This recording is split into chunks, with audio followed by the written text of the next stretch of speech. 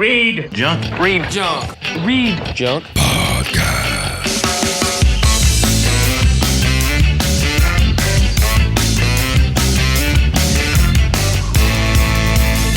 ReadJunk Podcast with your host, my guy. Hey everyone, it's Bryan. We're back with another Halloween type of episode. This time I'm joined by Chris, Eric, and Ryan, and we talk about movies that scared us as kids. They could be horror movies or even Disney movies, some that are unintentionally scary, or just some scenes. Of course, with this type of discussion, we talk about horror movies in general and some of the themes of those movies. As you can tell when you listen, my list is just a little bit different than the other guys, but I don't know. I was traumatized as a kid, thanks to my older brother showing me Nightmare on Elm Street when I was very little, and haven't been the same since. But it's a fun chat. So if I just love talking movies with these guys in general. Before the episode starts, be sure to subscribe to the podcast. If you haven't already, follow us on social media. You can find all the links in the description of this episode or just ReadJunk.com, and tell your friends about the podcast and the site as well. Okay, so let's get this episode going. Here's our chat about movies that scared us as kids right here on the ReadJunk Podcast.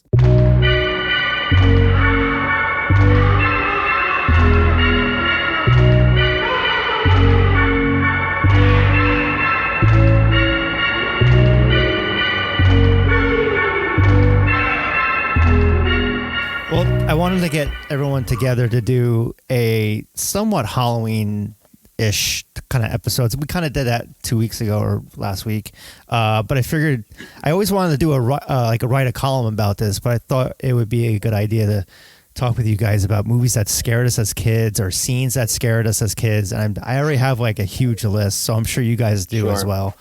But before I guess we get started, we're talking with Eric, Ryan, and Chris.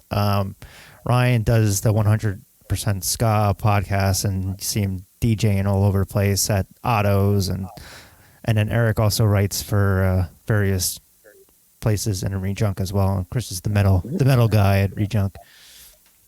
But how you guys doing? Doing pretty well. You know, it's another fun and interesting night in this crazy year in which we find ourselves. Yeah, it's rapidly ending soon, it seems. I think once Halloween hits, it feels like everything just like full speed ahead. That's true. But 2021 might be a clone of 2020. We shall see. It's probably going to be that way, yeah. I don't know. I'm at the point where I'm just sick of fucking masks. It's just I was complaining about that the other day. I was just fogging up my glasses, and I'm going to go switch to contacts, I think. Dude, you just got to switch to the Mandalorian helmet. This is the way. Yeah. It is. And then you don't have to worry about like shaving or like washing your face or anything, because no one's going to see you. So I don't know. That's a good idea. If I can get one for cheap or a stormtrooper, that's fine. I'll do. But get yourself a good like plague doctor mask. It would be very fitting. Yeah. So who wants to go first with their movies that scared them as a kid? Even if it was like unintentional scary movies or actual scary movies, because I have a little bit of both, like some that aren't scary, but it still kind of was freaky when I was a kid. Yeah. You know what? I'm going to jump in the deep end. I'm going to take your offering. I do have a list of a bunch of like what I would consider like non-horror stuff that moments that scared the crap out of me.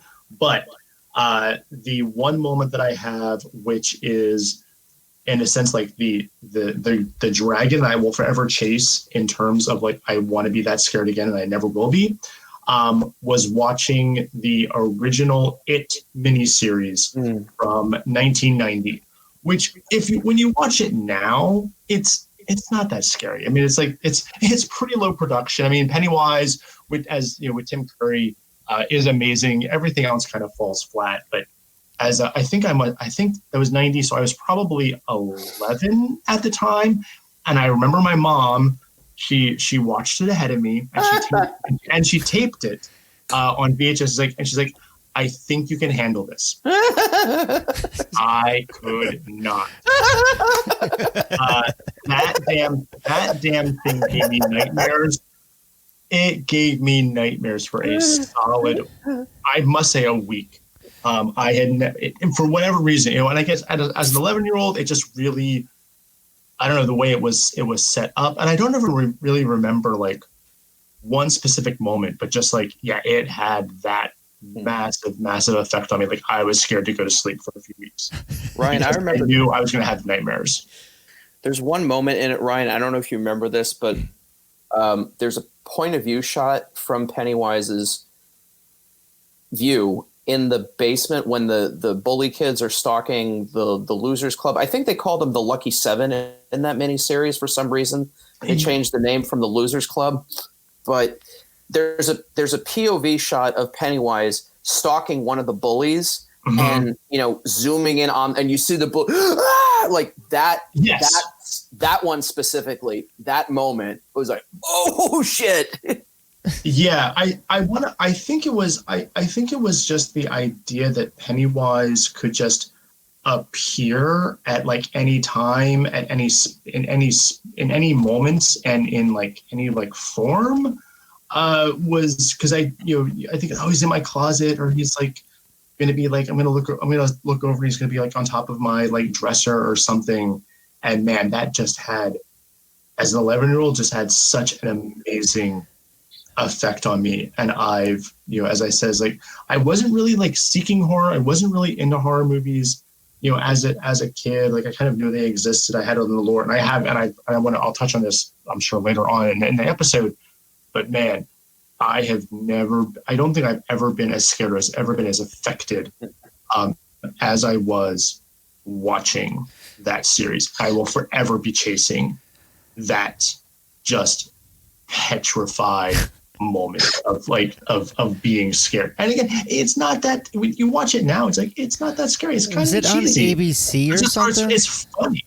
Was it on ABC originally? Like it was like a miniseries? It was ABC or NBC. It was network TV. It was like ABC or NBC or something. It was like a 2-part, like TV miniseries. So obviously it was like broadcast on network TV. So it wasn't, it wasn't that gory. It wasn't. There was a few moments of like blood, but it wasn't that gory. Mm-hmm. It wasn't to any adult watching. It probably wasn't that overtly scary to begin with. But man, for me, that damn thing just it shattered my fragile little mind. Ryan, what was the conversation like with your mother after you had watched it? Thanks, Mom. Thanks, Mom. I think so. I was like, I think I was just like, I'm so scared. And I think I just kind of remember being, as any mother would be to, comfort me and just like, it's okay. It's just a show. It's fine. Like there's nothing in the closet. Like just like that. And I think it only comes around 27 years. Exactly. You're fine. When this comes back, you're going to love it. Trust me, in 2010.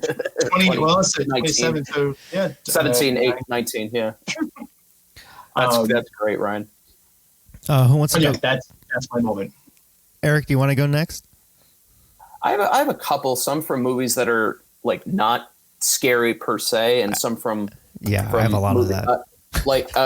I'll give you one that even watching this scene as an adult still is scarring me. And you guys might laugh at me, but go for it. Is in Bambi, when Bambi's mother gets shot. I saw that. I'm like, I saw this as a kid, and I still remember just that horrible feeling. Yeah, it's sad. And I recently watched it again in researching a story that I wrote for a website about how inappropriate these Disney movies were that we grew up on. It's like, we shouldn't have watched this. But even the way that, so you never actually see Bambi's mom take the lid, but you know what happens, and it's off screen. And then you see poor little Bambi running alone into the woods. And even looking at it in my 40s, I'm like, this is still horrible. I can't even, this is one of the most awful things on film ever. Yeah, I have a lot of Disney on my list. I have like Pinocchio when all the kids start turning to hell yeah. Like, hell yeah. That and Alice in Wonderland is just like acid trip. Like I haven't shown my son that yet, but it's just like that when the guy's eating what's the story of like eating the little oysters? Yeah. Yeah, and then go ahead. Before we go too far off on Bambi, this is very tangentially related. It's not actually the original movie Bambi, but do any of you remember? It's a short cartoon called Bambi versus Godzilla. No, but No. I want to see it. But I want to see it now. I almost don't want to spoil it, but it is. I actually, and it kind of it scarred me a little bit. So it was a cartoon. It was a short that I think was actually originally drawn and published in like sometime in the late 60s, but they actually put it in front of the Godzilla 1985 VHS tape. So it was I think the cartoon was maybe 5 minutes, if that, with credits. So I'm sure it's on YouTube. Go look for this. Just watch Bambi versus Godzilla. I will leave it at that. I'm sure my son has probably seen it because he's obsessed with Godzilla right now. So he probably found that. Sweet. As far as like a horror thing, I'll tell you the one that innocence ruining moment that Ryan just spoke of. So 5th grade. How old are you in 5th grade? 8, not 9? Let's say fifth grade, like 11, 12. I was young for my class, so I think I was 10, and it was Halloween, and my mother, bless her, rented me the first Nightmare on Elm Street, which I watched with my brother and 2 of my friends. And, I knew who Freddy Krueger was. I knew that he came after people in your dreams. I did not know he killed you in your dreams. So when Tina's shirt opens and you see the 4 claws invisibly go down her stomach, I was. I never made it to that point. So, I got through the rest of the movie, but nothing is as horrifying as, I don't think in the rest of the series, as that scene where Tina is killed in her sleep, and she's being flung along the ceiling by Freddy, and you hear what's happening, but he's not there, and Rod, her boyfriend, is trying to, and he can do nothing, and then Freddy just drops her body on the bed, and there's just a splash of blood, and she's like, I'm like, okay, this is not what I thought it was going to be. This is way outside of what I should be beholding at the age of 10. I feel like I've talked to you guys about this. But yeah, like my older brother showed me that movie when we were like in 2nd grade, and I think I got to the first death scene where he was like stretching against the ceiling or something. When his and he does the extending with his arms. Extending arms, and like I think I didn't get that far, and then that pretty much scarred me for life for horror movies. The school bus scene where they're like going down, I think it's like in the 2nd movie, that like freaked me out because that was like, that seemed too real for me sometimes. Yeah, I actually just watched part 2 by like last week, and so they drive off the road and down into the desert, and then it like goes onto like this like basin almost, and all the ground starts cracking away, and eventually the bus just winds up teetering, balancing on like this one column of dirt, and like nothing happens during the scene. Like that's the end of it. Like no kids get killed during it, but it's a freaky deaky kind of opening to it. What movie is it where he's like, because I remember like going at the grocery store and I would have the VHS like covers, and I was stupid kid looking at all the covers, which would freak me out. But there was one it was a Nightmare on Elm Street one where he looked like he was swallowing someone up on a bed. Oh, that's part 3. The Dream. I think you're thinking of part 3. Yeah, okay. Where he's a snake, and he's like kind of eating Patricia Arquette of all people. Yeah. So by the result of just seeing that photo, I would sleep with my knees up for many, many years. And then I would also, I think I saw Friday the 13th, and I was on the top bunk. I think I might have talked to you guys about this. I don't remember. I feel like the last time we talked, I feel like I talked a little bit about this, but like I felt like I was just gonna, like a pitchfork was gonna come through my chest to the bunk bed. It's a very real fear, though. Yeah, it's a very real fear, and you never know. All right, Chris, you wanna give us one of your choices? Yeah, I actually had to go back and watch this one because I was like, well, if you were going to ask, what was the scariest movie? There's this one movie back from the early 90s. It's not necessarily a horror movie, but it's an alien abduction movie allegedly based on a true story called Fire in the Sky. Oh, yeah. Oh, yeah. Wow. Oh, well. Yeah. That was Chris, a good one. well chosen. Yeah, I know what you're doing. I mean, like when you see, it's not so much the part where he gets beamed by the light, but the scene where he's getting dragged through the spaceship is horrifying. It is. That plastic thing that they put over him where he couldn't breathe. Oh yeah. It's like it was like a sheet or something. How that movie got away with it, I think it's PG-13. It is PG-13. How he got away with that, they greased some palms on that one. I read up on it a little to see some extra factoids. Apparently the guy who, the actual Travis from that movie, he says that they had to stretch some things for the movie. And obviously, I mean, I can't imagine if it really was a true story, how factual some of that is, but I don't know, just like seeing that, was it the initial scene when he breaks out of that pod and then he accidentally goes into the other pod? That was some true horror. Oh, yeah, absolutely. Man. I haven't remembered that movie until you just brought it up, because I was big into UFOs back then, so I ended up watching that. And I also watched Whitley Strieber, and it was the Communion with Christopher Walken, that movie. So that was kind of freaky too. Mm-hmm. Oh yeah. Funny side story about Fire in the Sky. I actually met the guy who wrote that movie in college. He was friends with my first writing professor because they were both screenwriters in LA. So he came in one day because he was also working on Sliders. Do you guys remember that show with John Rhys Davies and what's Jerry his name? O'Connell? Jerry O'Connell. So yeah, Tracy Torme was the screenwriter's name. He came in, and I remember talking to him a little bit about Fire in the Sky. And one thing I researched later, and Chris, maybe you found this out as well, supposedly that whole scene of the experiment differs from Travis's quote unquote experience. Like that was invented more or less for the film.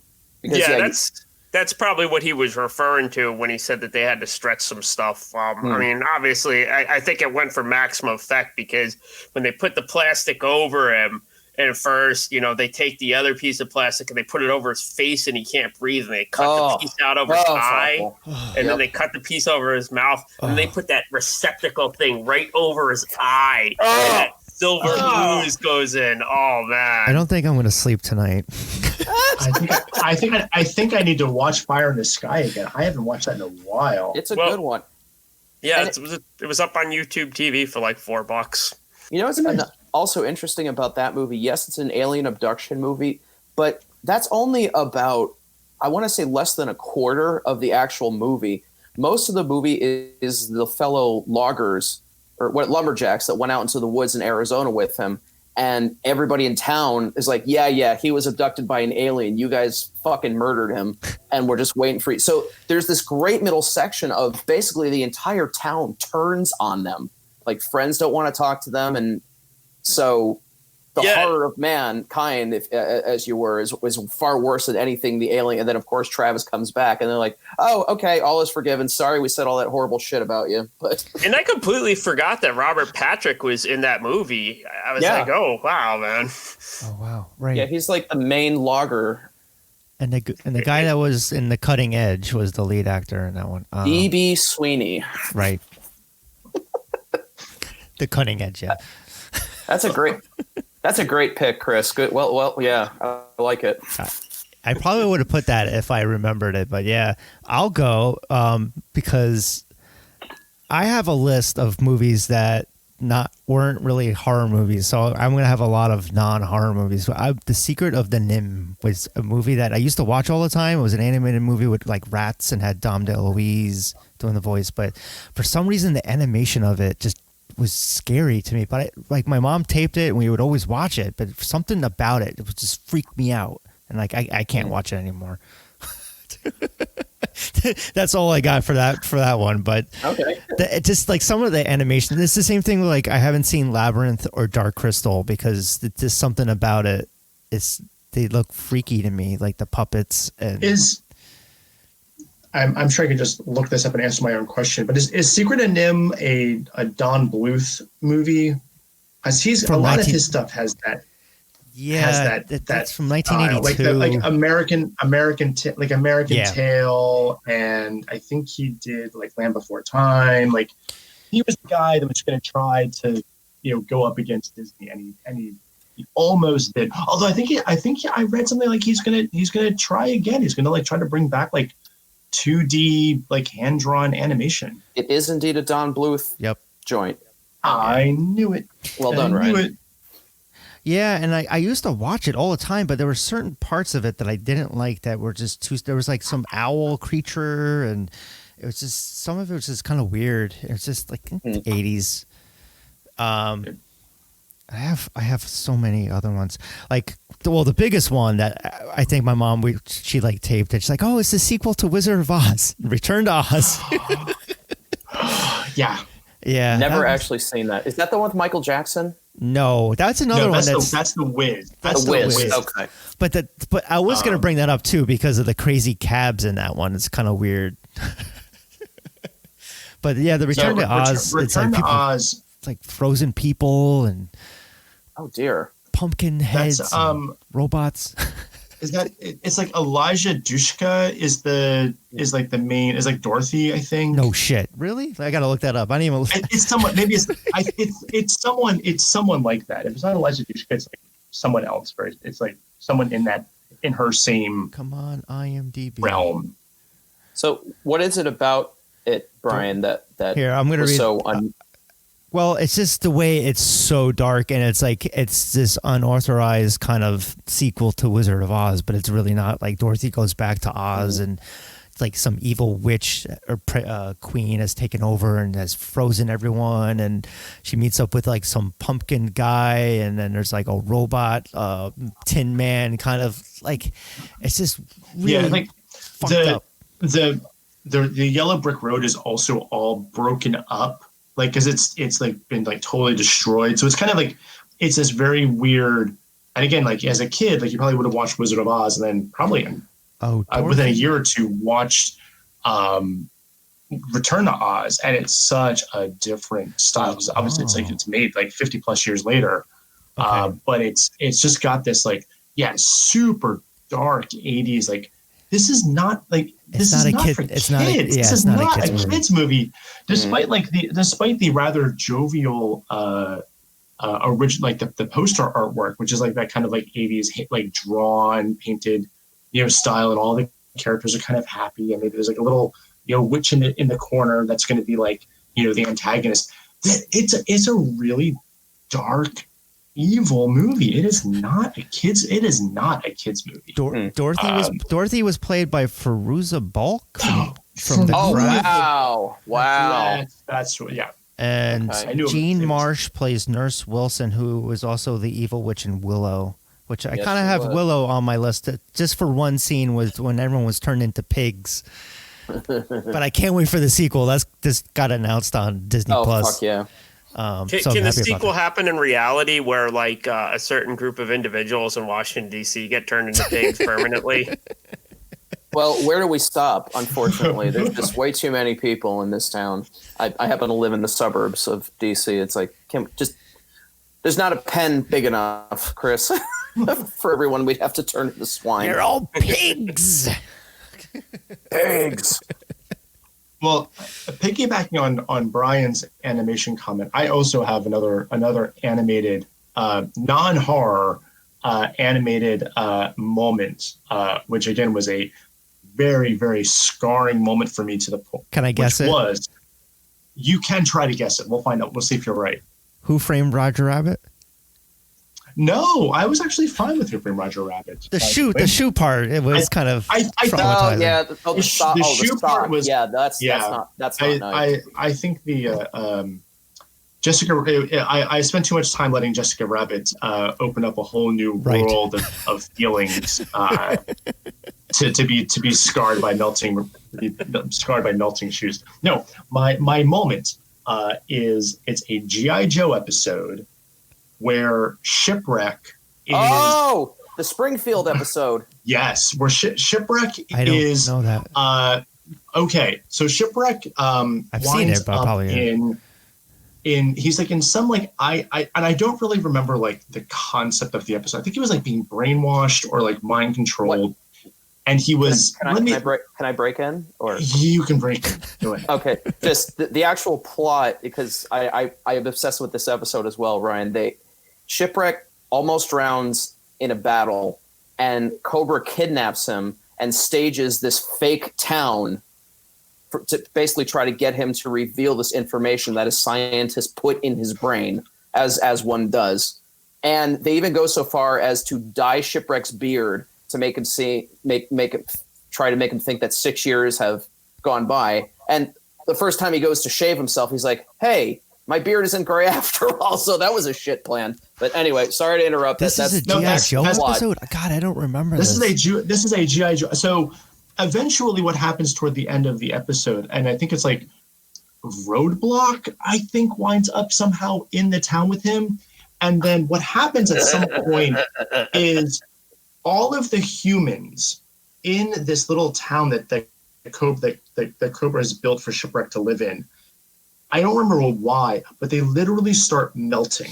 Like they just start like melting away into like blobs. And I remember watching that episode and just being like, what in the, well, I mean, I'm probably like 6, I'm not cursing, but like, you know, the 6-year-old's equivalent of like, what the fuck is going on here? I don't understand. This is fucking scary as shit.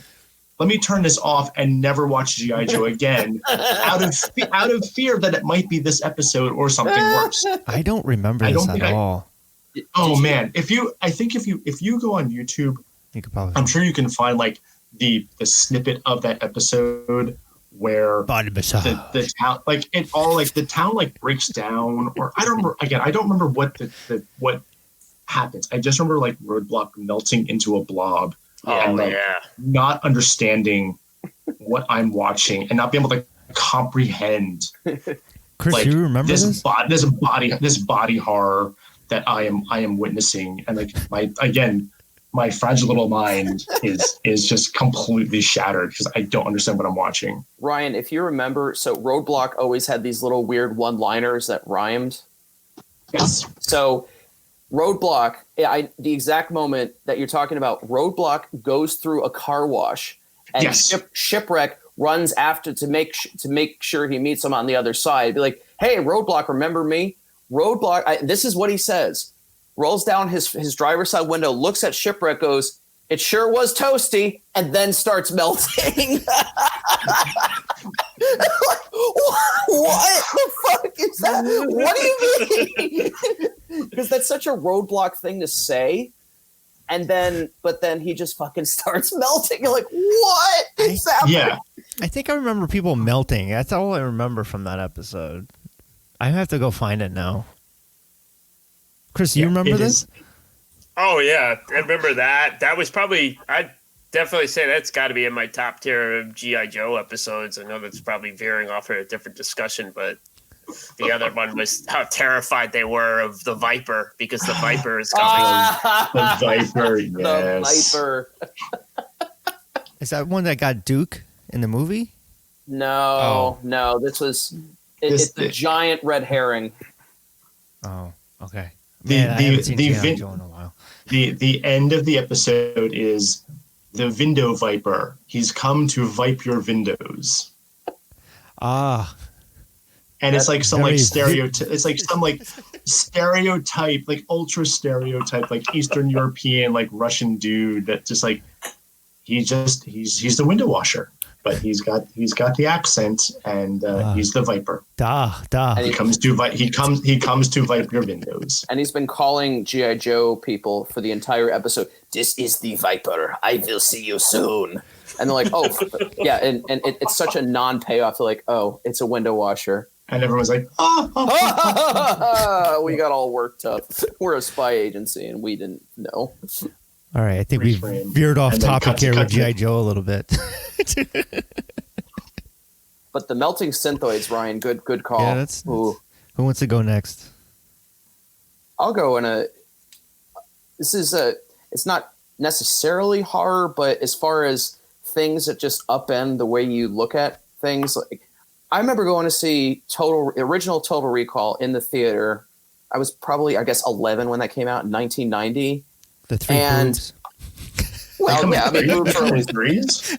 But what unnerved me so much about that is I think the 15 or so minutes after he leaves Recall and he's in the alternate timeline, is this really happening? But I remember I had never seen something where what you knew of as your reality is just completely just upturned from, and that scared me so much.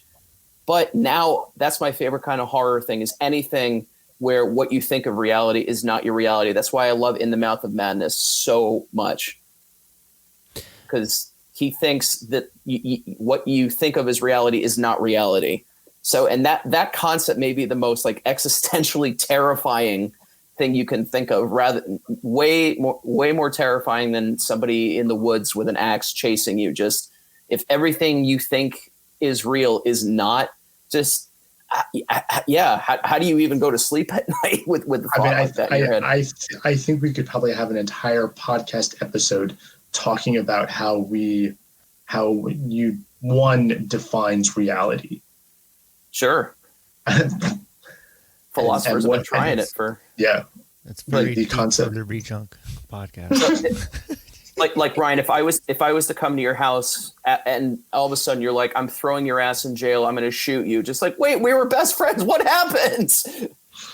Just that idea of everything being turned on its head and you can't trust who you thought you could. That kind of got into my psyche and stayed there as far as an idea. And like, I don't like this idea, but I love it as a premise for horror filmmaking. I didn't think you were going to go there. I thought you were going to go like where he takes their helmets off and their eyes are bugging at him. Oh no, that's just funny. It was funny then. It's super funny now. With the Rob Bottin puppets and it took me a while to watch that one. I was like, I loved Arnold movies, but that was like the one I didn't. For some reason, I just didn't watch it until later on, and probably like late high school or college even. I don't know why, but come on, Bryan. Why aren't you watching my movies? You know, it's because it's kind of scary things and. Come on, don't be a little girly man, Bryan. I was trying to wait. I had a segue and I lost it. I'll just go with one on my list: The Witches from 1990. Like not the one that just came out on Netflix. That was that one with Angelica Houston. Angelica Houston. Mm-hmm. And they take off all their wigs and they're all just, that scene was just like, ah! See, you can see where I am, where I'm more like the Disney kind of, those kind of movies. You guys are picking actual horror movies and things. Well, that's a really great moment in that film. And again, it kind of balances, it really starts to balance on that line of like, is this movie made for kids or not? Like, is this like, because there's clearly like movies, like, you know, some movies are made like with kid protagonists, but the film is intended for like an adult audience. Yeah. And in that situation, it's just like, all right, is this a kids movie or not? Because this is borderline terrifying. And it you know, I think it was The Witches did not make my list of ideas to talk about, but it's definitely a moment. It's absolutely a situation where it's like, this is freaky deaky. Yeah, I don't remember finishing it. I remember just certain scenes from it. And I'm like, yeah, I'm out. Right, Bryan, how old's your son now? He's 5. Okay, so you're probably at that. Yeah, what things do you start to show him for these very reasons? Well, yeah, we were watching about the first half of Captain America today, so Winter Soldier. So he's kind of advanced for other kids his age, and some things he can handle. Like he's seen Jurassic Park movies a million times, and it's just like seeing people getting ripped to shreds from dinosaurs is fine, but some scenes in E.T. is not. I don't know. I don't know. Kids are weird. I'm just saying. I was the same way. It's just certain things that just triggered me, like Willy Wonka, the boat scene that freaked me out as a kid. It's like the rest of the movie's fine, but that one scene, like, I can't watch it. It's just kind of disturbing. Apparently, there's like a whole backstory to that. They told nobody about the scene going into it, so all those reactions are supposedly like 100% genuine. Oh, really? Well, I guess they have to get the reactions for it. Wow. How method of them. Method acting taken to the extreme. But sometimes, sometimes you get those moments. And then there's like movies like that are just very innocent in the way that they do it, but then there's something about it that just traumatized me as a kid. Was Darby O'Gill and the Little People from Sean Connery, the Banshees, and that freaked me the fuck out, and I couldn't watch that movie after seeing the Leprechaun. How the way they did it, it's kind of weird to me. It's like, and that's marketed. It's funny because that is marketed as a quote unquote kids movie, Darby O'Gill, but it's on Disney Plus. Yeah, but the Banshee is fucking scary. Yeah. Even now, have you watched that scene recently, Brian? No. No. Well, based on this conversation, you probably want to keep it that way then, because the effect is genuinely terrifying. How whatever they did with the negative photography or whatever, putting the person in the costume, but it shows up at the door at one point, and it's right there in your face. And you're like, no.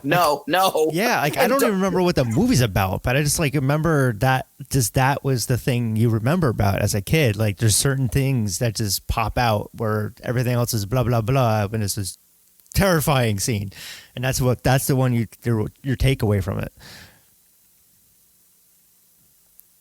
Anyone else got anything to add? No one. I'm actually not familiar with the movie, so I don't have anything to interject at this point. Yeah. For a second there, when you were talking about boxes showing up at the front door, there was some movie that I saw last year. I want to say it was like called like The Clowning or something like that, where this guy goes through. He's like a handyman, and he finds this old trunk. And there's an old clown costume, and he has to make something up to his kid because he didn't have like a birthday present for him.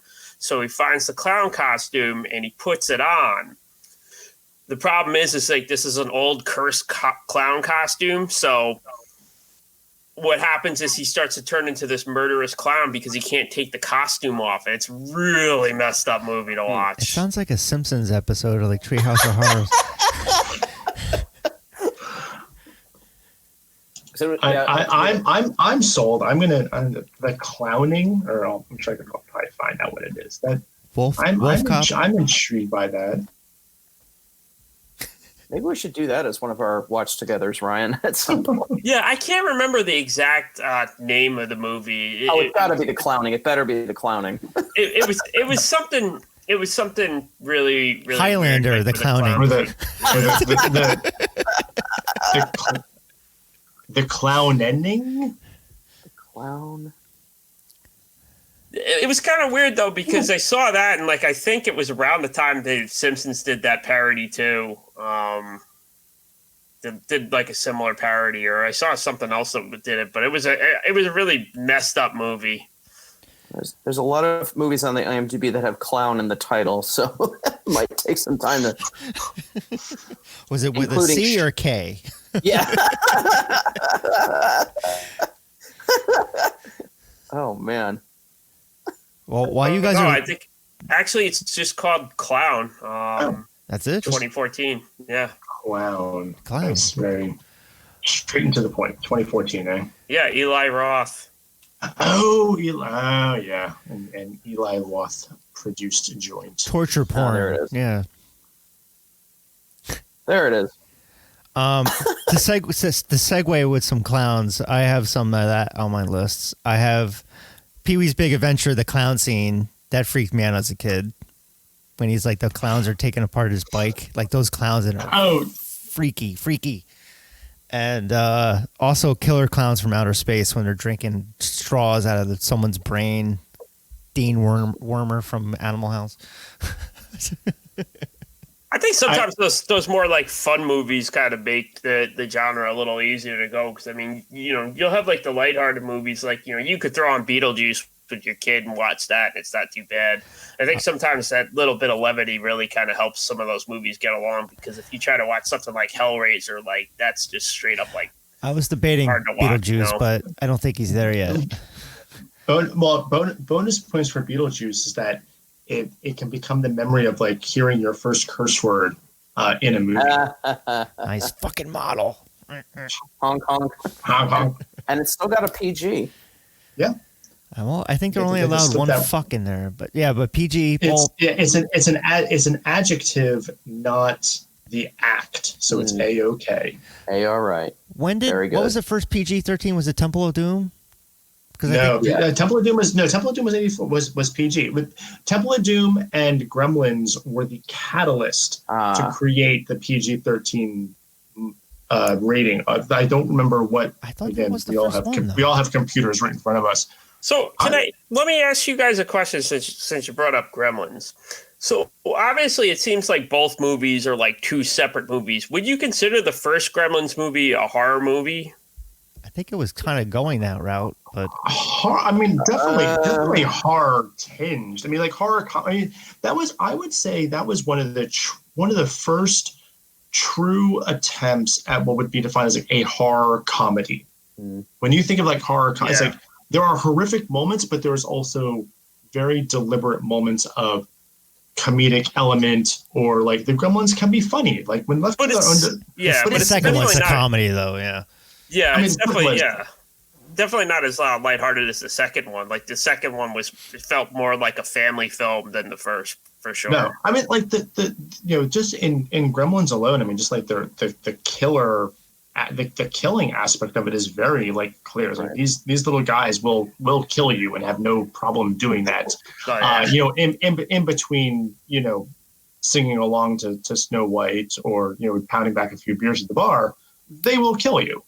I think that but I will say one of the things that actually was scary to me, the scariest thing of Gremlins, and the thing that I would always fast forward through, is the divergence to Phoebe Cates as she tells the story of how her dad died as Santa Claus in the chimney, which is just like, it's out of nowhere. The story has no business being in this movie, even being like this kind of like Christmassy, horror-y kind of almost like, you can't throw that on top of a kid. Like, are you fucking kidding me? It's like, no. As soon as you see Phoebe Cates in the bank, you fast forward that shit for 5 good minutes. Make sure you're well past that story. Was that the first movie or the second one? That was the first movie. But they make a joke about it in the second one where she says like, I think it was like something like, did I ever tell you about like my Thanksgiving trauma or something? Which is like, it's a clear throwback to her like Thanksgiving, but it's or her Christmas story in the first one, and they're like, no, like they just like they like completely cut her off because she's about to like tell this story about like it's like Thanksgiving or Easter or something like, and how she doesn't celebrate one of those.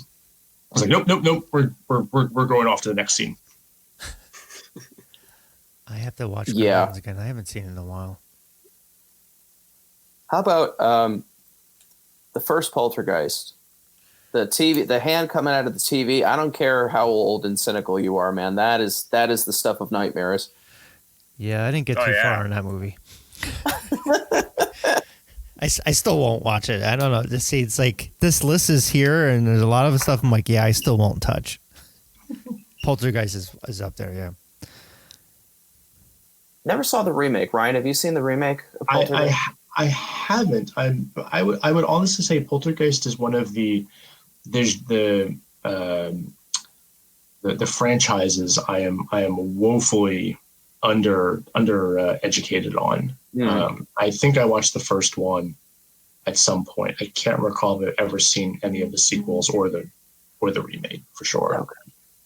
The sequels are, well, they're what they are, but they are what they are. They're back. They are back.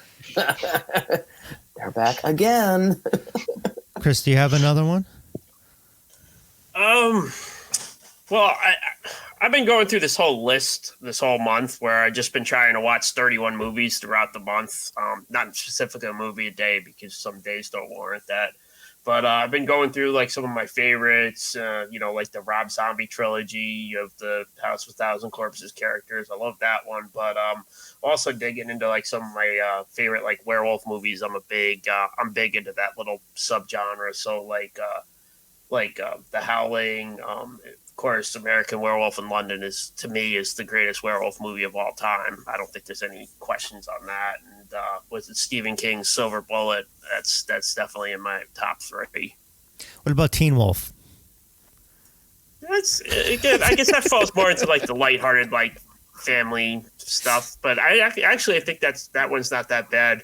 The second one I would say plays more as a comedy.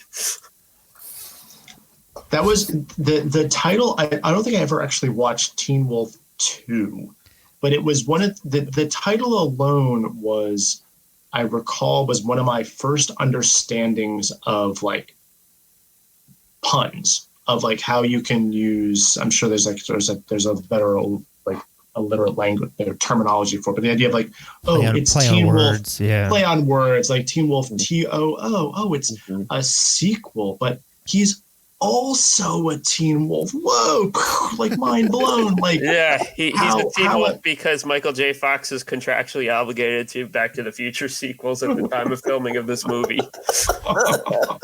That was Jason Bateman, right? Right, yeah. And he's been in a lot of great stuff lately too. Yeah, he has. Chris, what was your as we're kind of veering off a little bit sorry. of the podcast. Well, he brought up I wanted to see how Chris felt about dog soldiers as a werewolf aficionado. You had to bring that one up, didn't you? I don't know. I mean, that's it. I know there's a lot of people that are love the werewolf subgenre that love that movie. Just I don't know. There's parts of it that I think that are cool, but I don't think it's like the be-all, end-all movie that everybody makes it out to be. I mean, I know there's been a couple cool movies that have come up in the last like few years. Like there's this one British movie called Howl that I watched. I guess I can't remember exactly when I got it, but it's a really cool play on it because like what they do is they do like their own kind of spin on the werewolf thing, where it's a train ride and the train ride breaks down and the train is attacked by these creature beings. And then it's kind of how they do the reveal of how those creatures came to be is actually pretty original. I really dig it. That's one I go back to. And then there was another one that I watched recently called Late Phases. The main character kind of bothered me for some reason. Like I wasn't really feeling it, but it's this old blind retired guy. And he gets moved into like a closed community, and it turns out that there's like a werewolf among the mix. And just the way they kind of went through and kind of did the reveals on that, I thought it was pretty good for a modern movie. And was it Ethan Embry, I think, is in that movie, and you low key would never know that unless you saw his name on the box. All right, I'm noting both these. I do like Dog Soldiers. I don't think it's the end all be all. I thought it was an interesting way to do a werewolf movie, which they there's only so much you can do with werewolves and make it interesting. So I thought it was a nice little attempt at that. I'm a huge Neil Marshall fan as well, so like that's just to see what his first film was great. I think the thing that turned me off about it was because I always hope like, okay, let's see if they don't have a good transformation, it's pretty much going to be a trash movie. So when he does the one thing where he falls behind the desk and he changes, and that's like your money shot for your werewolf transformation, I just thought like, God damn it, this is so corny. I will 100% give you that. And yeah, the werewolf transformation is obviously going to be the money shot of any, and the end all be all deciding factor if this is a good movie or not is your key transformation scene. Yep. Well, that's why I like I go back to Silver Bullet, the Stephen King one. I know a lot of people will scoff at it, but for the time, the church scene when it's like a dream sequence, but I just think that was so fantastically done. Yep. Well, I'll get this back a little bit more on track to the theme of said podcast. I will throw this. So it's kind of scary, but it was also like an endurance test. And this is the idea of, again, probably like I'm 10, 11, and being able and catching Friday the 13th movies on cable. And being just old enough to also tell a quick little side note. So my parents did have the forethought to put a parental control on our cable box, which was like a simple 4-digit code. And basically what I did was like, you knew there was a code and it was 4 numbers. So it's like, well, if I just sit here long enough and just keep putting in, if I just keep going. 4. 4, 5, 6, 7. 2, 3, 4. I knew I'll get it eventually. Young hacker, you. It didn't take me that. It didn't take me that long to get to the actual number that way, though, because I saw my parents actually. I just saw them do it on the remote. Like they didn't have the remote high enough. It's like, oh, that's the number. Great. So I was able to log in and now I can watch whatever I want. So I will get to watch the movie. So just seeing Friday the 13th movies on what was it, HBO on USA, like they were even edited, but seeing them. Yeah, USA used to be good for all that stuff. Now it's just SVU and Chrisley Knows Best reruns and wrestling. Yeah, the last time I probably watched USA Network was Burn Notice, but that was wasn't too far along. But yeah, what the fuck happened to that station? So since the subject of Friday the 13th came up, because I think it was on either last weekend or this weekend, I forget. I watched like 28 movies at this point in the month, but there's this one scene in like 3 or 4. It's got to be 4 where Crispin Glover is like, he goes to put on a record. He's like, he puts on this weird rock record, and he's like, he goes up to this one girl. He's like, hey, you want to dance? And then he does this dance that's like the most ridiculous thing I've ever seen in my life. I'm like, how?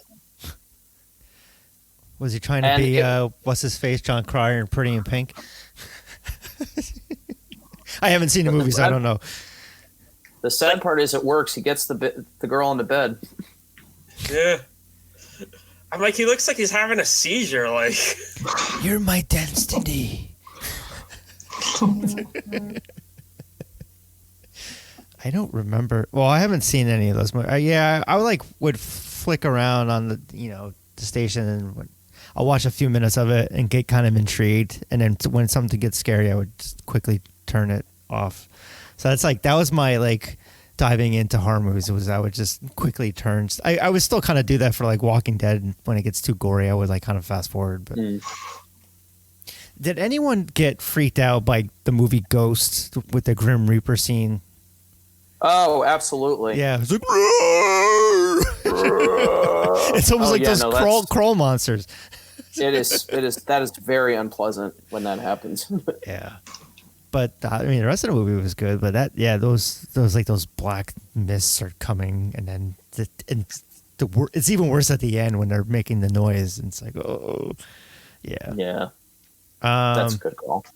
And then Jaws, I didn't see that until it was college, and it's still kind of scary to me. It's like I can't watch that, seeing people getting ripped. It's like the shark looks so fake looking, but for some reason it's still that psyche in your head that it's just seeing someone getting gnawed to shreds. It's just in old blood.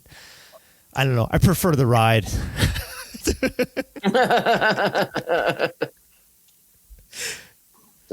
So did you not watch horror movies? No, Bryan? What I was saying earlier is my older brother scarred me for life for watching showed us Nightmare Before Christmas, or not Before Christmas, Nightmare on Elm Street.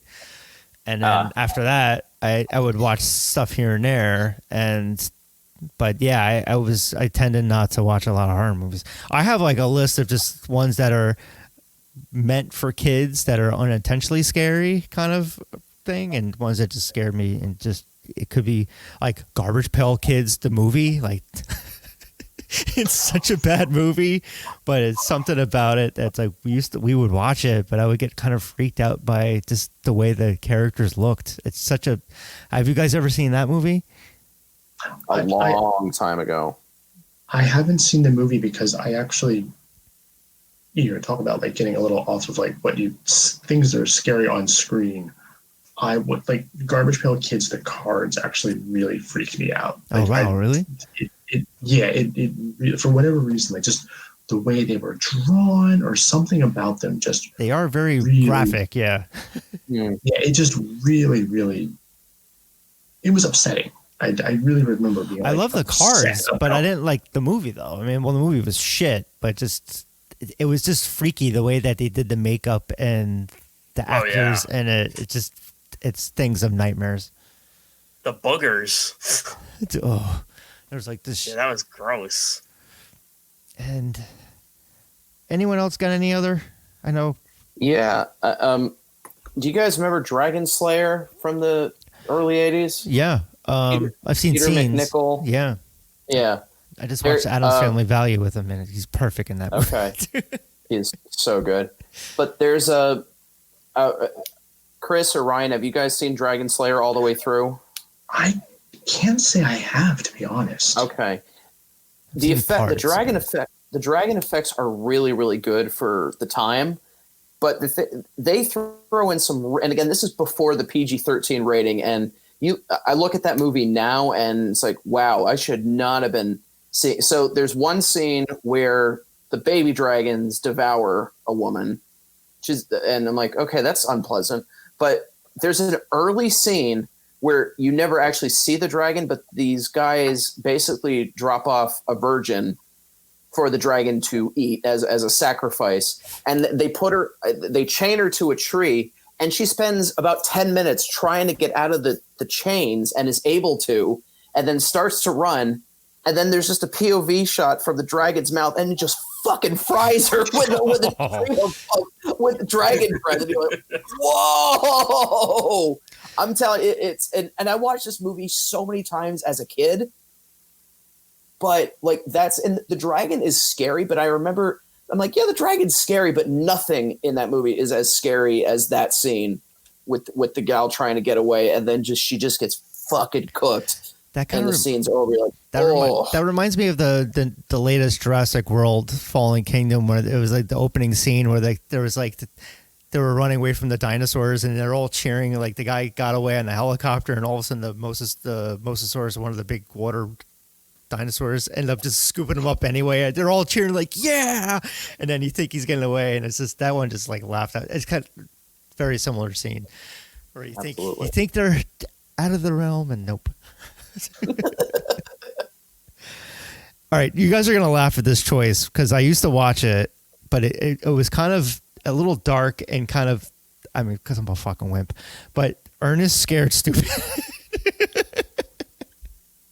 Never actually seen it, but it had like evil. It's like evil trolls, and they would go and like freeze kids or put them in like little hives or something, and then Ernest had to go save them, and it's like I think Ernest saved the day, of course, but I don't remember much from it, but I remember like some of the monsters in it were kind of weird for me. I'm like, yeah, I'm not gonna watch. I like Ernest Goes to Camp, but that Ernest Goes Scared Stupid. Wow.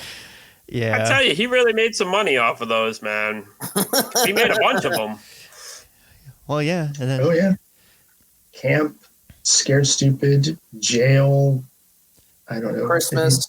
Jury Duty, or am I thinking of Pauly Shore? Yes, I think probably both. I don't know. Ernest Goes to Space. Ernest Goes to Toy Story, and he passed away during the second one. Yeah. Ernest Goes to Guantanamo Bay. No, that's Harold and Kumar. After going to White Castle. Okay, are you ready for the full gamut of Ernest movies? Yeah. There's Ernest Goes to Jail, Ernest Scared Stupid, Saves Christmas, Goes to Africa, Goes to School. Oh, God. In the Army, Slam Wow. Dunk Ernest, Ernest Rides Again. Wow. Yeah, that's pretty much. Yeah, that's pretty much it. It does kind of sound like Pauly Shore movies. There's the Army one. There's a jail. Wow. That's crazy. I don't There were remember that that many. many. Yeah. Yeah, I don't. Well, the thing is, after about 94, it looks like I just looked it up on Wikipedia. It says that there's 4 of them that just went straight to video. Goes to School, You Slam don't Dunk say. Ernest, to Africa, and then in the Army. The I don't know, African well, one, I this- can't imagine is like, that's got to be just full of just not good stuff in that one. It's got to be. It's probably so unwoke. Yeah. That's what I'm getting at. Yeah. I'm hoping I walk into Walmart and I just see like a DVD, like multi-tier box set with all these movies. That's if someone gets married, that's something you give to your groomsmen. That's what I did for mine. I gave him like old bad movies, like the Sharknado type movies. I gave him as Nice. gag gifts. You didn't give him Clownado, did you? No. Clownado. So just to kind of clarify on this, maybe like 2 years ago, we got hit up to do a review of this. I don't even want to call it a B movie because I feel like that's an insult to B movies. But Z movie? yeah, there's this movie called Clownado. So basically, it's exactly what you think it is. It's the NATO movies and a clown movie all in one. And it looked like it was shot not even on like the latest like iPhone. It looked like it was shot on like an iPhone 3G or something. Wow. And it was on top of terrible camera work, poor lighting, and bad acting. You had this whole tornado of shit production to just give you this horrible movie about murderous clowns that are sweeping through in a tornado. I don't even know how I even made it through the whole damn the thing. shit? I don't know. Like it's like when I'm doing like Amazon and looking through all of the stuff that's released each Tuesday, and it's just all these like rip-offs of Marvel movies, but just the titles are slightly different. Oh, those are the Asylum movies. Yeah. Basically, there's a company in Australia Or that Russia makes or what they something. refer to. No, it's this company in Australia, Asylum. They refer to them as mockbusters, and anytime they find out a title is going to come out, like they'll make their own version of that movie. Like there's a whole series of Transformers movies that they made. What are they called? Are they just changes? I think it's like Transmorphers or something like that. Yeah, I think it's Transmorphers. Yeah, that's their whole shtick, is that you'll see like, all right, here's the big like asteroid movie, and here's like the trailer for the movie, but we know it's a real Hollywood movie, so it's like a year ahead before the movie even gets made.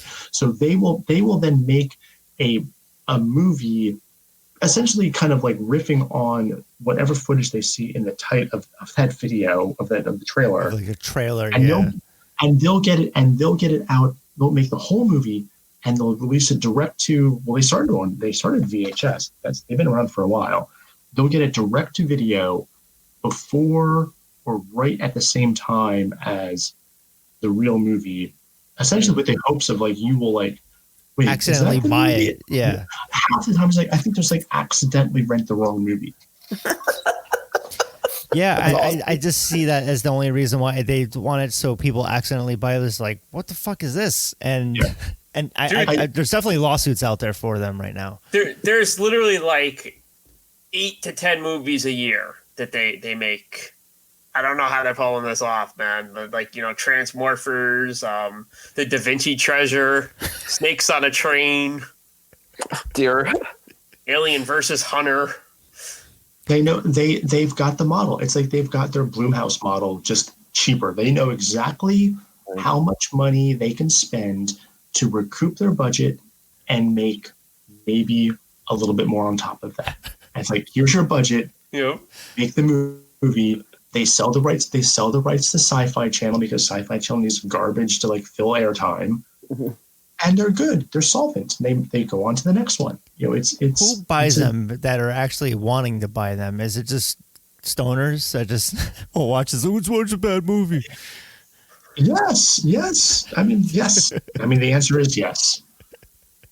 Oh man, I'm looking at this list of movies, and it's just it's. Oh man, I can't believe they made all these damn movies. There was like a Guardians of the Galaxy, but it was slightly different than title. I don't remember what it was. I saw that. I'm like, and it's like the same font. But we're going way off topic here. We got to go back to things that are scaring us as kids. All right. Labyrinth, I still haven't seen. I don't know why, but this David Bowie in that wig, I can't get to. I don't know if I can get just through the scene. I mean, forget David Bowie in the wig. It's all about David Bowie and the crotch bulge. I mean, to some it's Jessica Rabbit, to others it's David Bowie, because man, that man will awaken things in you. He's packing. There is no attempt to hide what Mr. Bowie's little. There is no attempt to hide little Bowie. Little Bowie. Is it little Bowie though? There is nothing little about him. Is it actually a good movie though? I mean, is it like? It's not the right word. Good is. It's nostalgic. There is a lot of nostalgia and a lot of rose-tinted glasses watching that movie, and it's fun. It's like 80s. It's like in the same realm as like Dark Crystal, Never-Ending Story, which I still haven't seen. Never-Ending Story to a certain degree. Yeah, it's all about that mid-80s fantasy, style stuff. It's a decent movie. It's if you watch it, it's pretty cheesy. It's you would probably call it a bad movie, but yeah, it has its audience. I know. It's like, and it's Jim Henson. I'm pretty sure it's Jim Henson's creature factory, whatever he calls it. Made all the creatures in it. So it's really. I mean, the monsters and the creatures that inhabit the world are like really, really fun looking, and really well done. And it's all puppet work. I think it's the puppets. I think I've seen the scenes of the puppets. It's the same thing with Dark Crystal, and I just this just the way certain things are done. I just it took me forever to watch that animated Lord of the Rings movie, because it was just I didn't like the animation for it like that and The Hobbit, and then I ended up watching it around the time when Lord of the Rings came out. And I'm like, oh, this is terrible. Because the way that they did the Lord of the Rings animated was like they animated over to the live footage. And it was just the way they did it was just kind of. Oh yeah. It was just weird, and kind of. I mean, if I watched that as a kid, I remember seeing The Hobbit as a kid, and I didn't like the orcs and the goblins of it. That kind of freaked me out. I mean, see, I'm very scared easily.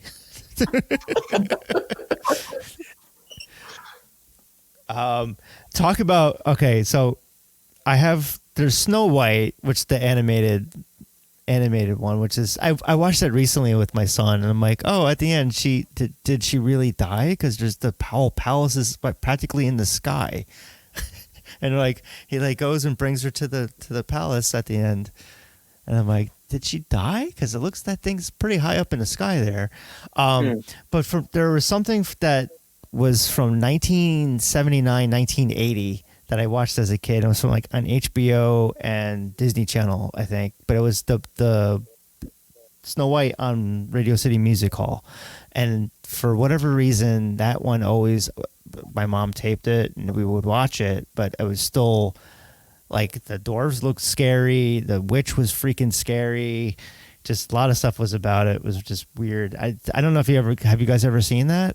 No, I know. I'm showing my age a little bit, but you guys aren't too much younger than I am. We're all in the same demo.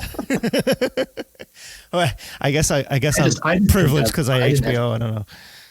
Yeah, I didn't have cable until I was 11 or 12. So that was a long time down the road. But I think it was on Disney Channel. They played in like 1986 too. But even back then, you had to pay for the Disney Channel. But I think I remember seeing it on HBO because HBO used to have, it was like Shelley Duvall's kind of, they had something that she did when it had Jeff Goldblum was them and the Three Little Pigs, and he played the wolf. It was like Billy Crystal and the guy just passed away. I forget his name. Sorry. Fred Willard, I think, was in it. Yeah, so that was like one of them. There was like a bunch of like fairy tale theater kind of thing so it was like HBO used to have all that stuff back in the 80s. That's my early HBO memories. Do you guys have anything else that scared you as a kid? Yeah, I got one too, kind of along the similar lines of seeing Nightmare on Elm Street for the first time at an impressionable age. Not too long before that, I want to say a year before that, I saw the 1980s version of the Blob when that first came to VHS. That. It's pretty great. I mean, it's amazing. It's so good for what it is. For what it is, it's so. But the effects are great. But all I knew about the old Blob was that there was this thing that came into the bowling alley, and everybody went, there's a Blob in the bowling alley. I didn't realize that it absorbed you, and in such a horror. The first killing by the Blob in the movie it's doubly horrifying because it's who you thought was the main character. So who you thought was the main character for the first half hour of the movie just gets offed with no warning. Before Game of Thrones, there was the Blob. Yeah, before Game of Thrones, after Psycho, but before Game of Thrones. But the Blob goes onto the ceiling and drops on him, and he's being dragged away, and one of his arms is out, and you hit this screaming sound effect from inside. This is like, oh shit! And then Shawnee Smith, who plays his girlfriend, tries to rescue him, is trying to pull him away from the Blob, but his whole arm just comes right the fuck off, and then you see his face just melt underneath the Blob, and I'm like, I was 9, I think, seeing that, and that I'm haunted 42 me for a and this while. is scaring the shit out of me. Just you talking about it. The Blob is also, so when you think about like horror movies in general, like even for the most part, like 98% of the time, when you like see kids in peril, it's like, oh, like, all right, this is fake, this is like fake tension. The kid's going to be fine. But not the Blob. when the blob kills a kid, like he's like 11 years old, and it's been like a, not a main character, but kind of like a main side character through most of the film. And the Blob like kills this kid, like right like that. And I always point to something like the Blob as like, when a movie has the wherewithal and the guts to kill a kid, it's a great signal to the audience that no one is safe. Yep. All the rules are like any established rules you think about you're going into a horror movie are like out the window. And it doesn't happen that often, but like the Blob is a great example to say, this is a movie that's willing to kill a kid. Was this Blob with, I remember I don't know if it was the 1980 one or there was one that was more later on where it was like someone gets killed in a phone booth? Was that? That's that one. Okay, because I remember that scene. And I'm like, yeah, I'm not watching this. Which is also such a great sequence of like this. The Blob just envelops the phone booth, and then the pressure of the Blob just all of a sudden just like collapses in the phone booth in such a violent, explosive manner. As if you can tell, it's like there's obviously a character. There's a character in the phone booth, and you can like, oh yeah, it's a dummy, but it's such this violent explosion of energy, and then it cuts before you like really have a time to process what's going on. That's an amazing kill sequence. To talk about your point about killing kids, like I'm thinking of Sleepy Hollow with Tim Burton, like that, of like a more recent movie that was not like scary, but just like fucked up, like that of like the headless horseman killed one of the little kids in that movie. But also Stephen King movies. It seems like every movie thing that he does is, I think I've talked about this recently too, is like The Shining, Doctor Sleep was fucking horrific. The one scene for that, the kid actor in it did it really well. What happened on screen, and then was it The Outsider that was on HBO that came out recently? That was like, it seems like everything that Stephen King does is, I mean, and obviously it, like the, you know, those movies too. But it seems like this very kid specific. Like, he doesn't like kids, I don't think. Well, I think that's also why the first It of the two recent ones was the better of, because Pennywise chasing around adults, call me cynical, but I'm like, there's nothing scary about this. It's, I know that, but that thing chasing around kids is scary because you remember being that age and being afraid of everything. Yeah. So you're able to empathize with how these kids are feeling. But watching Pennywise chase the adults around, I was like, I'm bored. I still liked it, but it had that, the first one had that Goonies, Stranger Things feel to it. So it's kind of right. I liked watching that. But I still haven't seen the original one, which going back to the very beginning of this podcast, but I still haven't watched the beginning of that one. Or I've seen that one. Chris, are you still there? Yeah. I'm wondering if we're going to like try to figure out a way to like traumatize you and lock you in a basement and force you to watch all these movies. Consecutively. Yeah, well, people have. We'll Clockwork Orange poor Bryan. We'll pry his eyes open and strap him to a chair. That's a fucked up. Force him to watch the movies, and we'll see what happens on the other side. Instead of like what they did in Clockwork Orange, we'll get that little eye thing from Fire in the Sky. We'll put that over. So it puts fuck, man! I had to bring it back there, man. They cured me, nice all right. Nice callback there. Oh, yeah. People have been making fun of me for my whole life about being scared of horror movies, like just developing film in college in pitch blackness, and my friend was like, "Stretchy Fetty's gonna get you," and like, like, did someone touch your hair? I'm like, no. So I'm like, I didn't. He's like, I didn't do it, and then you're thinking someone's touching your hair in the dark. Yeah, I've been getting picked on for years for being a wimp for movies, but I still can't watch straight up horror movies, but I've ventured more into the realm of like thrillers and things that aren't like gore fest, but like I guess the scariest stuff is like Walking Dead and like Cabin in the Woods, Tucker and Dale versus Evil or whatever. Those are funny horror comedies. Like even like Shorter Than Dead, I liked that up until the part when it got kind of like it turned into a zombie movie, and the guy's like getting ripped to shreds, and I'm like, That's such a great scene when he pulls him out. All of a sudden, he's just kind of taking him every which way. Yeah, I didn't like. At that point, I was like, okay, now this movie's not comedy anymore because you're expecting it to be just comedy, and then it just changed like that into being a zombie movie. It did take a turn. Yeah. And if that's not up your alley, that's I can see why that would be. Yeah, it's like I liked the first part of it because it was funny and then just.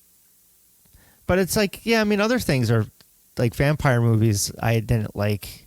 Like even like it was an interview with a vampire I wasn't really fond of, or Bram Stoker's Dracula. I think I've seen a lot of parts of that.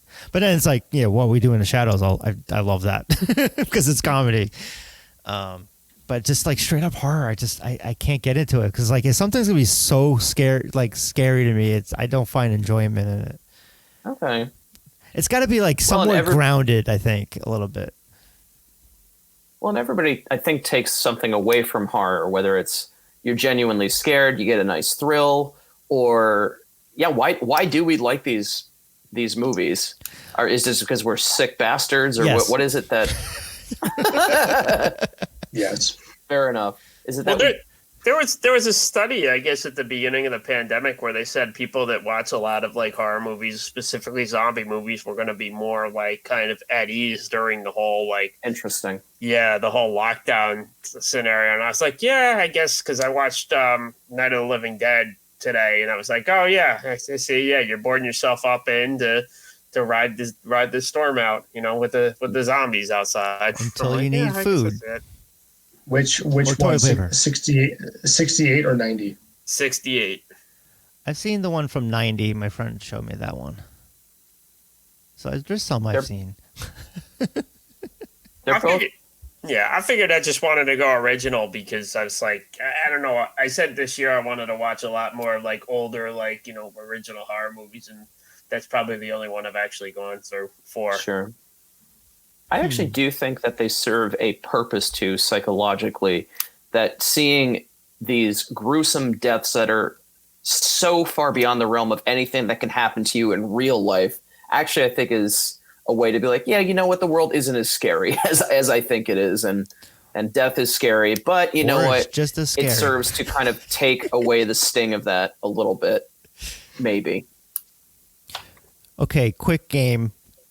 There's zombies around you. What's the first thing you grab? What do you use as a weapon? I like to play this sometimes when we bring up zombies.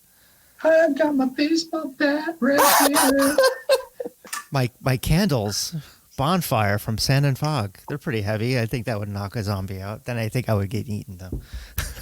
Well, I got my bag light. It probably is more effective as a weapon because I don't remember the last time I changed the batteries in this. Though I do have some big knives in the kitchen I can run and get. But I'm like, Nice pen. Yeah, like I wonder like the effectiveness of like the handle of a knife. I feel like if it's in the skull, the handle, if you try taking it out, like that's why I feel like it's so fake. A lot of, like Walking Dead, if you take the knife out of a zombie skull, like the handle would break off or get stuck. They're all squishy though by that point. Squishy. All right, let's wind this down. Do you guys have anything left? You just want to randomly go?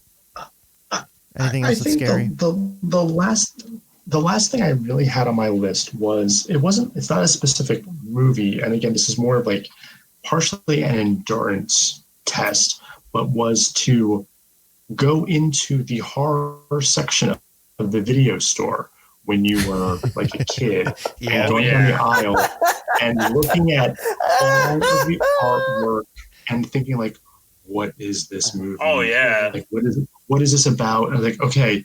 And like, I remember psyching myself like, okay, I'm going to pick up this copy of like Friday the 13th or Nightmare on Elm Street or Dolls or like whatever.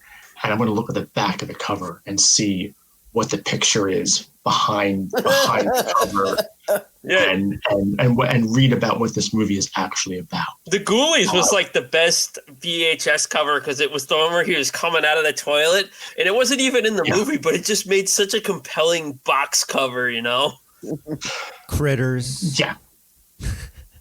Oh yeah, I mean all that great, and obviously most of it was like drawn, most of it was like and obviously going back as an adult, you watch half these movies and like the movie is never as good as like the poster artwork is selling you on. Yep. But that was one of I definitely remember like the little family video stores like wandering off out of the kids section or the approved section, like, oh, I'm gonna like look at the horror movies now, or the best part was like when your parents would like drop you off at the video store and they run off to like do their errands for half an hour. It's like, all right, we'll be back in a little bit.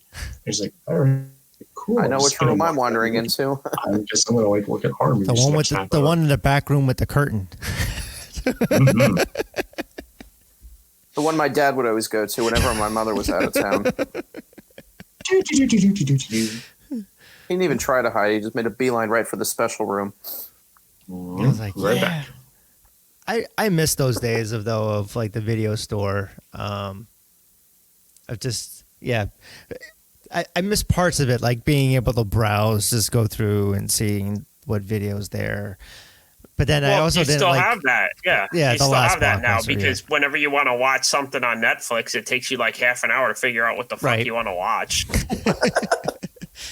There's too much I content. think if I ever have the space for it in wherever I live in the future, I would love to recreate in like my basement or like some large room the video store experience and like have all my Blu-rays and DVDs like categorized. It's like, here's the action section, here's the horror section, here's the sci-fi section. You have all the artwork like displayed rather than just looking at the spines, just to have that like browsing experience again. Well, I have 2 bookshelves of it, but then now it's got filled with kid books and other stuff. So it's kind of, and it's double, like there's like 2 rows of it. So sometimes it's really hard to grab things. So I'm like, you know what? I have everything on digital. Click, it's like, I feel you though with having it like be categorized. I have it alphabetized or somewhat alphabetized, but Are you telling us that you're going to change the name of the site to Kid Books and Other Stuff after this? When we stop doing reviews, it's just like kid stuff and kid no, books I've and had other plenty stuff. of emails from like kids stuff. I'm like, you know what? I'm not reviewing this just because I have a kid. And I'm like, he's going to watch whatever I put on. But no, I'm not going to do that. If anything, I'll do children's, like actually illustrate children's books. Nice. Do something different, but I do have a concept for a children's book. I just have to draw it and write it. It's called Garbage Elves, and it's to teach my son that if he leaves anything out at the end of the night, like his toys, garbage elves will come into the apartment or house, and they will take them, and you will never see them again. That sounds very effective. Yeah, I mean, it's almost like go to fuck to sleep kind of book, but it's garbage elves. Go to fuck to sleep kind of book. It would be something like that. It would be something that parents can enjoy and scare the shit out of their kids to clean their fucking mess up. Exactly. Or the garbage elves will come and take your shit and not return it. And he's like, well, how do they get in? I'm like, they have a way. They come in the same way Santa Claus comes in. I don't know. Well, how does Santa Claus? Hey, man. He has his ways. Touches his nose. Speaking of taking things and not returning it, so Ryan, will your video store room be people can check things out, or is it strictly for you and your guests to just wander through and get that nostalgia kick? Strictly for me. No one fucking touches my stuff but me. This almost sounds like that show from the early 2000s where it was like the Madhouse, where the guys, they would recreate certain like rooms. So it's like almost like, oh, I want to do a video store room. I'm like, okay, we'll do it. And then so it always seems like that kind of theme, like something on HGTV. That would be so cool.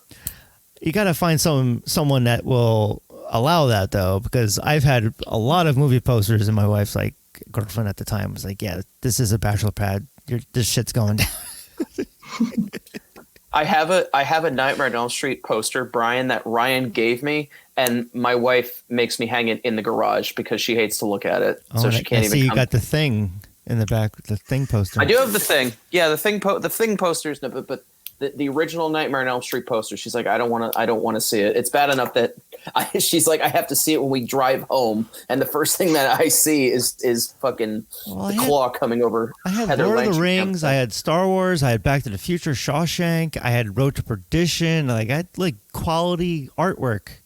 I'm like, this is artwork, man. She said, nope, too much Bachelor. That's great. Damn it.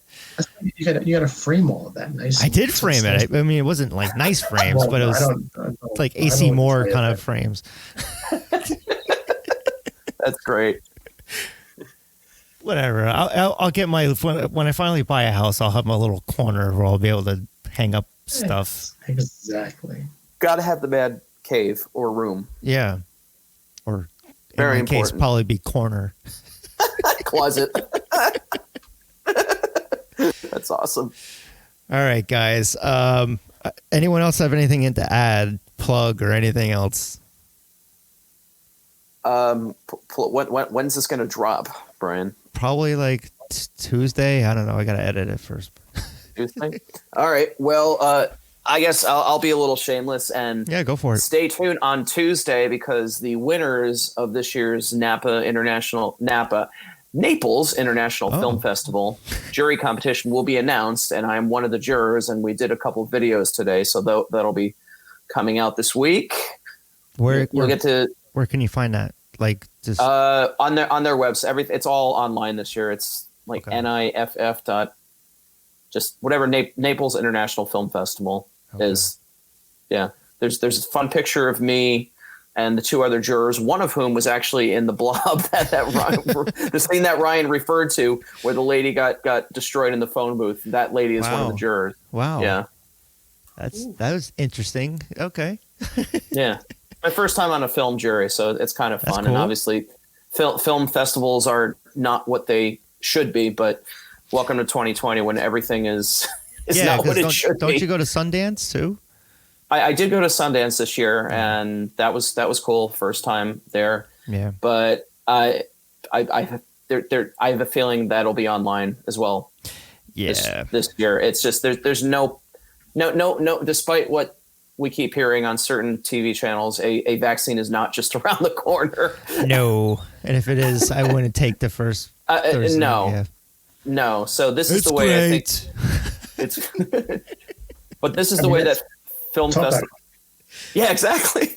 Talk about horror movies. I mean, like the first round of vaccines. I mean, that's horror movie making. Oh, it's going to be fun watching people turn into pigs. You're all pigs. Yeah. Chris, do you have anything to add? No. No, I guess just keep coming back. Maybe I'll have some more reviews. Maybe some more artists won't get upset with my ratings and ask us to fill in stars. Oh, right. Yeah, I got that tweet that week. That was kind of interesting. That was the first. Well, it's not like death threats or anything like that I usually get, so it's not too bad. Usually, it's just a regular thing. Well, yeah, from time to time I get usually harassed by bands or musicians that are. I don't like the review you wrote about me type crap. Yeah, or why are you interviewing that person? You should be interviewing me. But yeah, so Ryan, where can people find you? Yes, you can find me at djrideMidnight.com. I do host the podcast 100% Ska, which is available on most major podcast streaming sites. Eventually, I will start recording new episodes, but you can always go back at the moment and dive into my archive if you aren't familiar already with the episodes. And I'm also doing monthly live streaming podcasts with the Lonely Atom Records website. So yeah, if you like ska, I'm your man. Cool. Well, guys, this was a blast to talk about a bunch of movies that scared me. Mostly movies that you guys enjoyed. These movies scared me. But